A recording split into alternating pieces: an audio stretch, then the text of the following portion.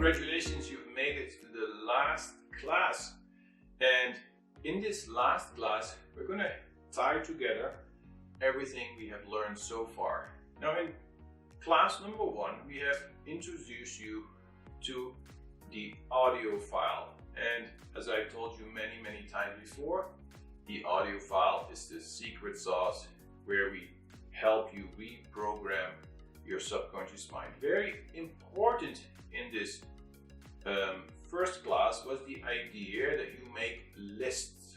And these lists are exercises to make you become aware of why you are smoking, what are the ideas the mind has attached to smoking, and what are some alternatives that you could be providing yourself with to replace some of the reasons that the mind hangs on to a cigarette. So if it perceives to be a tool towards restfulness, and then you have come up with some alternative ways in which you can find that peace. Now the secret here, of course, with the audio file is continuous repetition.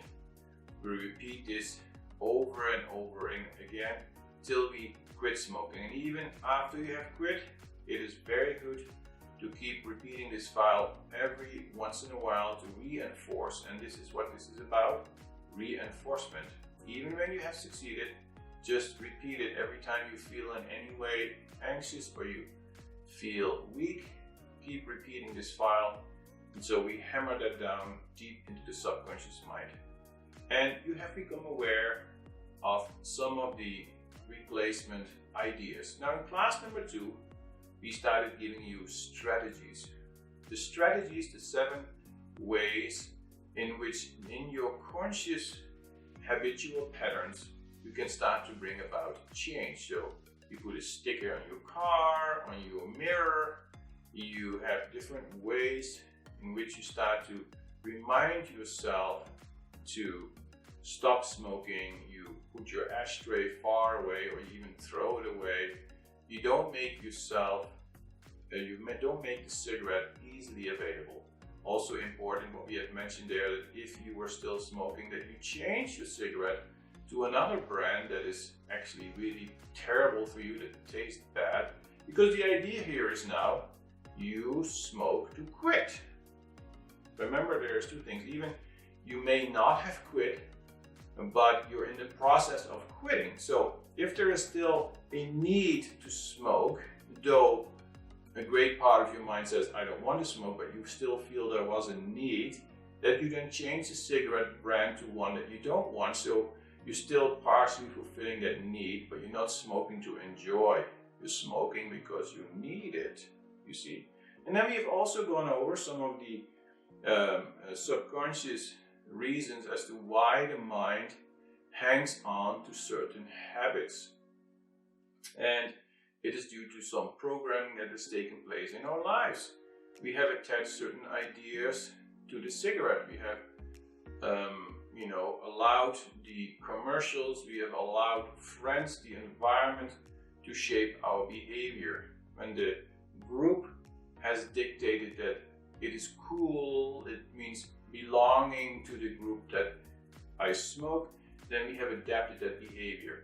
And then later on, due to this continuous repetition of the cigarette, we have also been teaching the mind that the cigarette is like a little me time.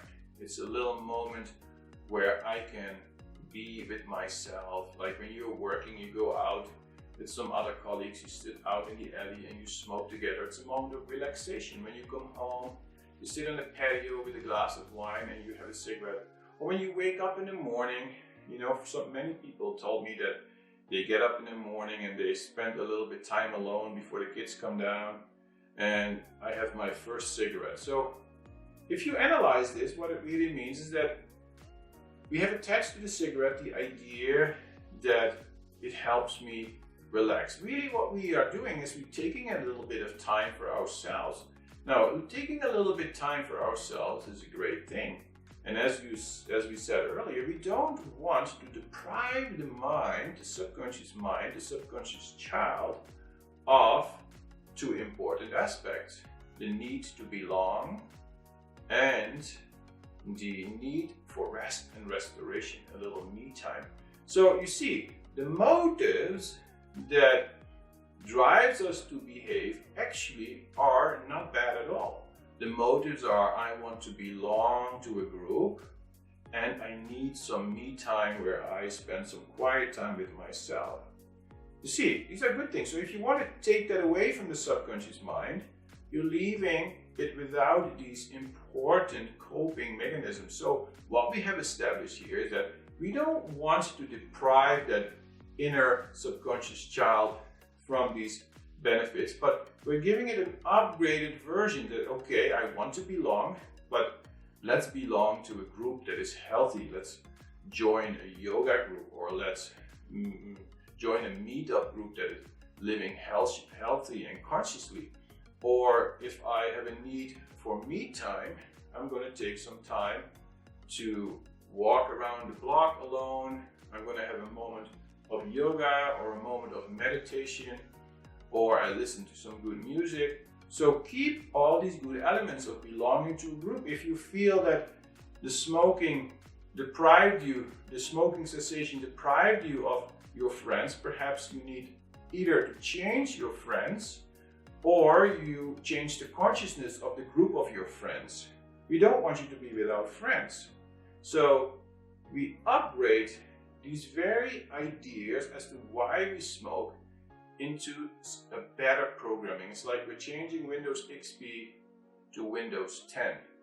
And so it is important that we not throw out the baby with the bathing water. It's not about deprivation, it is about upgrading into better patterns. And then in class number 3, we gave you the breathing exercises. Now, as you are going through the audio script, you may have discovered that automatically as the mind calms down, the breath calms down.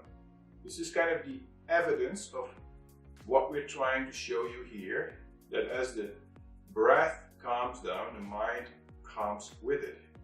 What we addressed in this 3rd class was, well, what if my mind is not calm? What if there is a wave in my mind to smoke? What if there is anxiety in my mind? Then the very mind that has an anxiety cannot stop having the anxiety because it is anxious. That's the dilemma of the addiction, you see. When the mind cannot stop itself from being anxious, we need something else. We can then not ask the mind to be the instrument of peace. And we have learned a very important secret, that the mind and the breath are connected like a tug of war. You pull one, the other one follows. You pull it the other way, the other one follows. So the secret here is that, okay, my mind is in a state of defeat. No problem, I have my breath. As a matter of fact, thank you, mind, for reminding me that I need to breathe right now. And all you're going to do is breathe. And the breath is so elegant. It is so powerful. That's why in all yoga traditions, in all spiritual traditions, the breath is very important. Breath work is critical to any kind of performance, even academic performance. We need to be in a state of calm, and the breath is a very quick way to achieve that calmness. And remember, from a technical standpoint, if I have sensors on you and I look at my screen and you are in a state of anxiety, having a desire to smoke, I would see that on my screen. But when you are learning to breathe calmly, on my screen I would see almost like a flatliner that would be just you and your calm breath. And when there is a flatliner, there is no desire, right? So what happens as I calm down my breathing pattern? The desire disappears with it. This is very powerful. So now we have several ways. We have our audio script to reprogram our subconscious. We have conscious strategies, and we have something for the body and any kind of disturbance and physiological anxiety. We have our breathing. Now these are the most powerful tools that you could possibly imagine, and you will quit. If it's not today, it's gonna be tomorrow. So just stay with it. And I have full faith, and I have testimonies of so many people I've worked with that they will quit. Some quit quickly, some quit slowly. It doesn't matter. You see, what matters is that you kick this habit in your own way. What we want is an organic, natural, graceful process. And if you haven't succeeded yet, you will. Just keep going at it. And the magic of the subconscious is such that one day it just snaps. You just stop. So if for whatever reason you haven't succeeded yet, don't give up, because the mind needs a little bit more time to be at ease, to be reprogrammed. And it's just a matter of keep doing this over and over, allowing the awareness to blossom and find new strategies in your subconscious mind. And so I hope you have enjoyed this course. If you have friends that are struggling, please refer them to this course, because it's not just you, it's good karma to help all your friends.